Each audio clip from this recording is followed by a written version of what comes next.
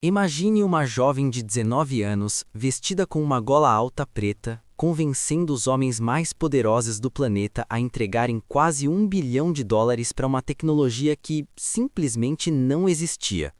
Ela foi chamada de a próxima Steve Jobs. Capas da Forbes, da Fortune e uma fortuna pessoal de US$ 4 bilhões. Mas por trás da voz grave e do olhar que nunca piscava, existia uma teia de mentiras que colocou a vida de milhares de pessoas em risco. Como ela conseguiu enganar generais, secretários de Estado e os maiores investidores do Vale do Silício por mais de uma década?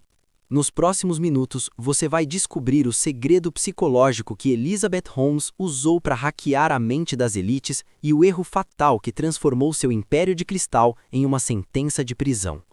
Fica comigo, porque a forma como ela manipulava os dados nos bastidores é muito mais assustadora do que os jornais contaram. Elizabeth tinha uma promessa revolucionária: uma única gota de sangue. Ela dizia que sua máquina, o Edison, podia realizar centenas de exames médicos instantaneamente, sem agulhas, sem dor, sem espera. Parecia o futuro, mas havia um problema técnico intransponível. As leis da física não permitem o que ela prometia.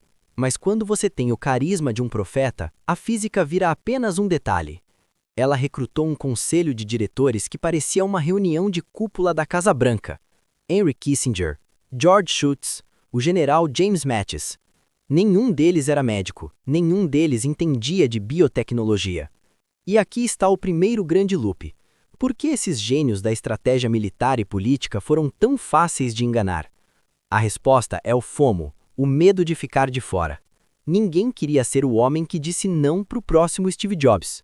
Mas enquanto o mundo a aplaudia, nos laboratórios da Theranos o clima era de terror. Os funcionários sabiam da verdade. A máquina Edison não funcionava.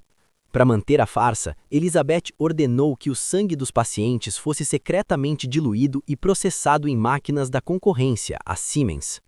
Sim, ela vendia uma tecnologia revolucionária, mas usava a tecnologia dos outros para dar resultados falsos. Imagine receber um diagnóstico de HIV ou câncer baseado em um teste que a empresa sabia que era aleatório. Isso aconteceu. E aqui a tensão explode. Como uma fraude desse tamanho foi descoberta? Tudo começou com um sopro de coragem de um jovem funcionário e um jornalista investigativo que se recusou a acreditar na narrativa oficial. Elizabeth tentou usar seus advogados bilionários para esmagá-los. Ela usou táticas de espionagem dignas da CIA para perseguir quem ousasse falar a verdade. Mas a verdade tem um peso que nenhum US$ 1 bilhão pode segurar. Em 2015, o castelo de cartas começou a voar. Em meses, a fortuna de Elizabeth foi de 4 bilhões para zero. A pergunta que fica é: Elizabeth Holmes era uma visionária que se perdeu no caminho ou uma sociopata que planejou tudo desde o primeiro dia?